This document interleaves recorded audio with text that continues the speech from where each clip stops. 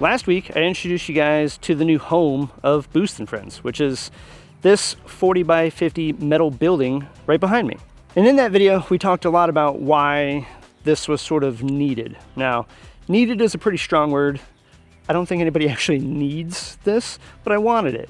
So here we are. In this video, I kind of want to talk a little bit about the decisions that were made, kind of walk you around, give you a little bit of a tour of everything, and then sort of point out what we did, why we did it, and the future plans of what's coming for this shop. I guess the first thing we can talk about is how big it is. So this is a 40 by 50. There's a couple of reasons that we went with that size. What we can fit where we wanted it to. We didn't really want it to overshadow the house. 2,000 square foot is a good round number. Metal buildings come in this size. And with all of that, we did have to balance out the cost of the actual building itself and the more expensive part, the concrete that we're standing on. Now, the entire outside edge of this building is actually a foundation pour. So the walls of this foundation are at least 36 inches thick, except in that back corner there where the ground kind of falls off a little bit on the outside of the building, that's about 5 foot of foundation depth right there. And the reason that you go at least 36 inches with the foundation is because that's below the frost line. And I think it prevents cracking and freezing, just to prevent future headaches. All the way around the shop is at least 3 foot of foundation. So the actual floor itself, all the way across, is 6 inches thick. So the original thought was to pick a place where we wanted to put the lift and then pour that spot a little bit thicker so that it could withstand the pressure and weight and everything that comes with installing a lift. The decision to go with a full 6-inch pour all the way across, it gives us the flexibility to put that lift wherever we want. I didn't have to measure out and put the place where I wanted the lift to begin with before they poured the concrete. And this also allows us to put multiple lifts in here in the future, move the lift if I wanted to, or if I decide to change my mind where I originally wanted it, it doesn't matter. I can put it anywhere. Having the flexibility outweighed the additional cost that comes with going from the standard 4-inch pour moving up to the 6-inch pour. We'll talk a little bit about where we might want to potentially put this thing, and I would like maybe some input from you guys that either have shops out there or I'm sure like me have designed your dream shop over and over again. Where you guys think the best idea to actually put the lift is in this garage. So 40 foot wide, 50 foot deep. I kind of have an idea, but very interested in input and suggestions. So let me know down in the comments. I'll give you my idea of where I think I should put it kind of when we talk about the lift, but let me know. All right, these two little pipes. These basically just go down into the concrete and then out the side of the foundation on the outside so that we can run water lines and a drain back to the house. When we had the house built on this side of the house that faces the shop, we did have them do a stub out for a water feed to the shop, as well as a drain that will tie in to the drainage of the house. This isn't going to be anything crazy. This is just probably going to end up being like a faucet so that I can use the driveway here on the shop side to wash cars if need be, and then also just to have sort of a slop sink so that I can wash up before I make the long 30-foot trek back to the house after spending countless nights working on cars out here in the shop. But that explains these two pipes. The next big thing that will probably come before anything else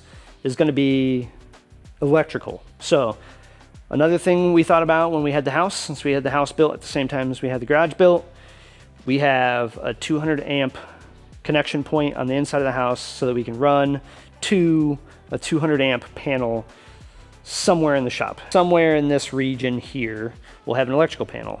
That will allow us to wire up all of the lights, all the electricity that we need. And trust me, I want to have outlets exactly where I need them, when I need them. I want to be able to run a compressor, a welder, the lift, all that stuff. I'm not very good with electrical, but I feel like I'm going to need to learn so that I can save some money.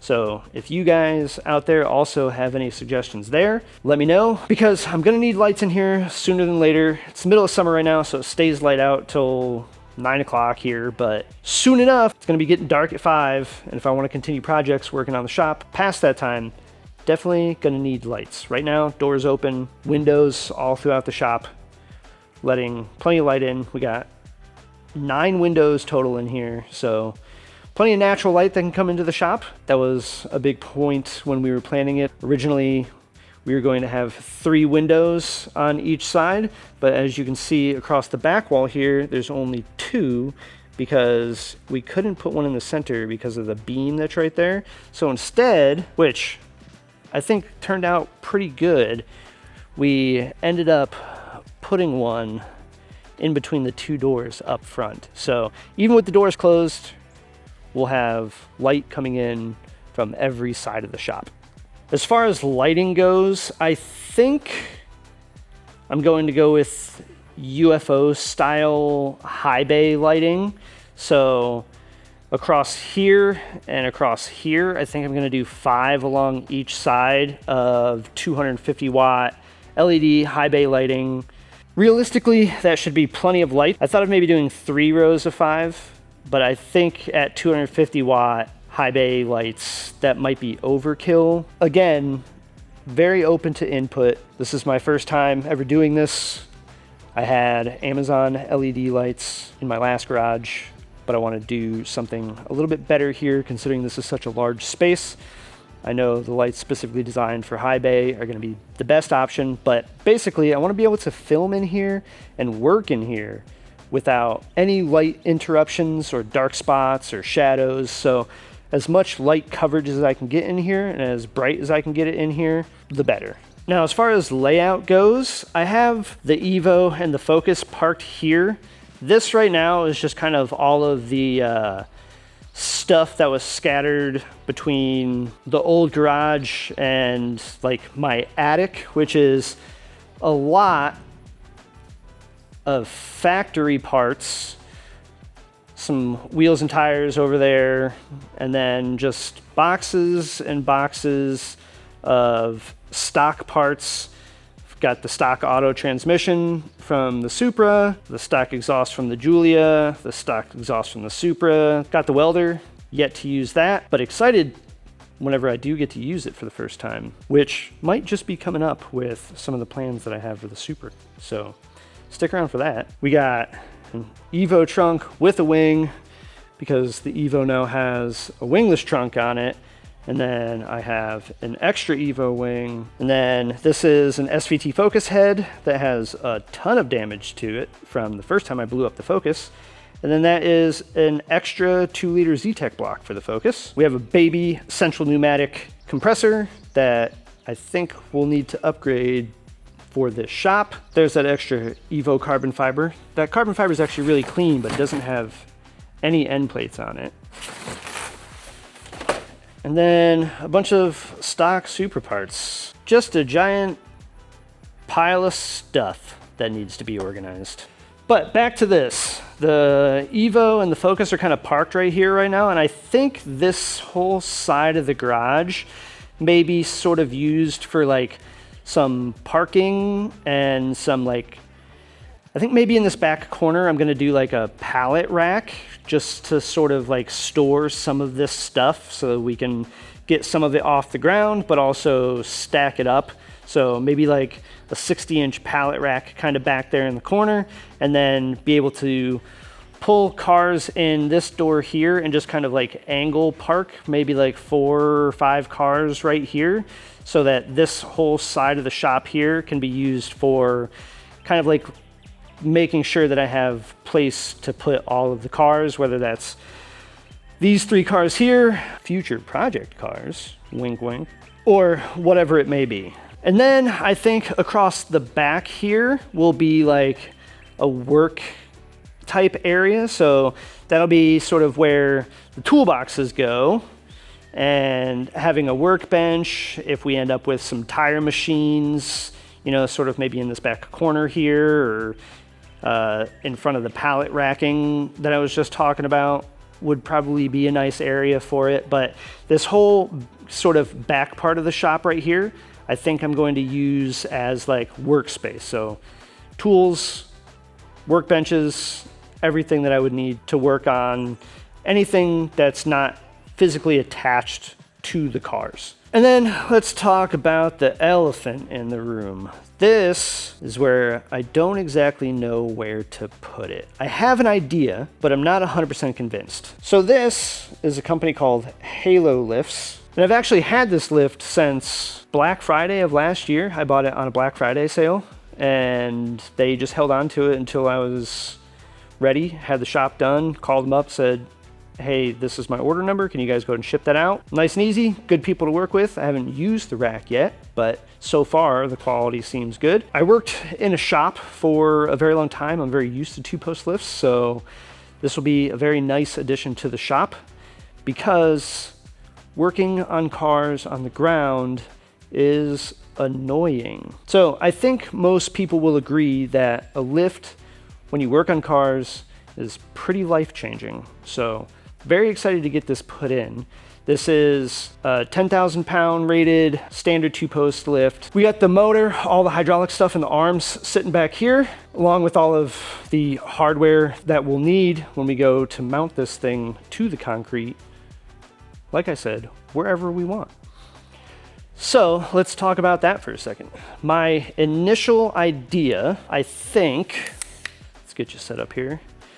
My initial idea is on this half of the shop, a little bit further back than halfway and about 5 foot off of that wall to give us plenty of room to be able to walk on that side of the rack or move toolboxes next to it or anything that we would need to get through there. I think 5 foot is pretty decent spacing. I think there's 12 or 13 feet of spacing there, which will put us at about 18 feet, which is just shy of the center of the shop. It'll keep everything that I want to work on this side of the shop. We'll have plenty of room behind the rack when you pull into the shop to be able to put another car here if we want to work on it, on the ground, have a car on the lift, pull a car underneath it, put another car behind it, whatever we need. That's my initial thought. I think that that is probably the best place to put it. I thought about angling it, but I think angling it will really only benefit me if I was going to do 2 additional racks and I pushed it back even further and then angled all 3 of them. If anything, I would probably put another one on this side. I don't know, I don't think I'll ever need more than 2. Famous last words. That'll put the cars that I'm working on actively closest to the workbench, closest to the toolboxes if they're along the back wall. But like I said, I'm very interested to hear what you guys think is the best place to put the rack. If you have experience, if you've built your own shop and you put it in the spot that I think, and you're like, no, that's dumb, I put it there, here's all the reasons why you're an idiot. Feel free to comment that because I'm fully aware that I'm an idiot. Another thing to consider about that positioning of the lift is because it'll be on this side and far enough back, and because I have these 2 14 foot wide by 12 foot high doors on the front of the shop, which is probably overkill, but if for some reason I ever want to put an RV in this thing, I can do it. But because I have both of these doors, I'll still be able to pull a car in through this door and then maneuver it to this side of the shop if I have to get a car on the lift as well. Probably not if there's a car parked in front of the lift, but if there isn't, I don't really know why I would have to come through this door to get to the lift. Say somebody drops off a crate engine and they put it right there and I need to come in through this door.